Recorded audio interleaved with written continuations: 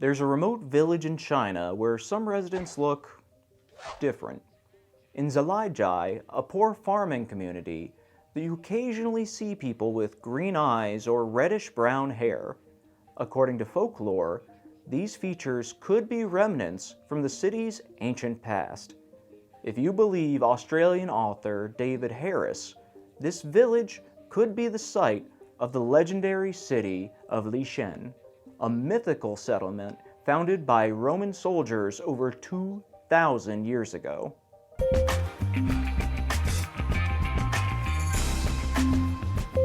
The legend begins in 53 BC at the Battle of Carrhae, where the Roman Republic suffered a crushing defeat at the hands of the Parthian Empire, an ancient Iranian dynasty. Near modern-day Haran, Turkey, the Roman heavy infantry were outmaneuvered by agile cavalry and horse archers.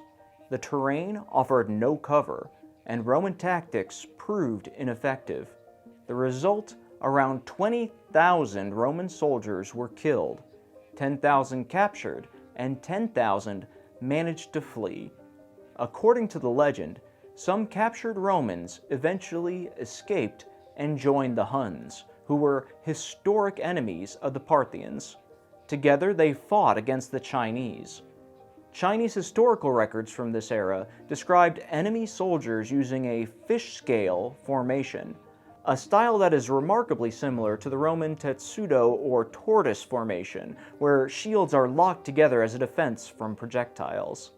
This was unknown to Chinese warfare at the time, but it was a Roman specialty. The story goes that these soldiers were eventually defeated, and then they settled in northwestern China, founding a city called Liqian. The name appears in official Chinese land records by 5 AD.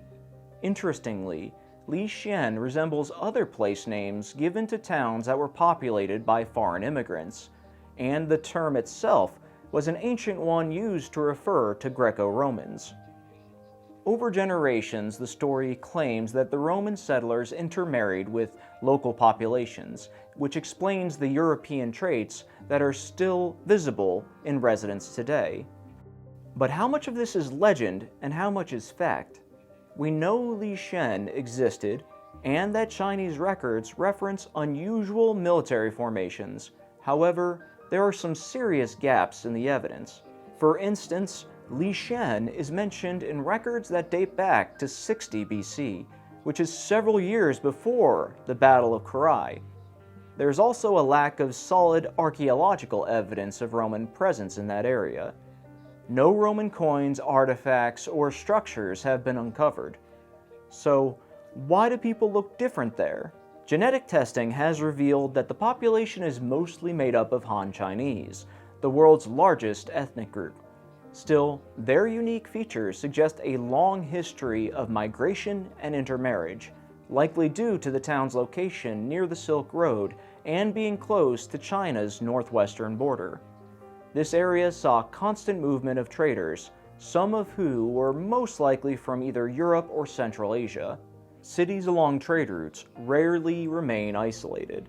Populations intermix and evolve over time, and even if the Roman story were true, after 70+ generations of intermarriage, any distinct Roman lineage would be nearly impossible to trace genetically. Most historians reject the theory as little more than a romantic myth.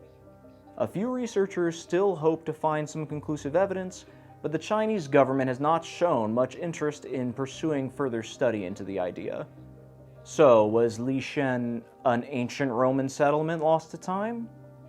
Probably not, but it remains a captivating mystery that fuels the imagination. Thank you for watching, and let me know your thoughts in the comments below.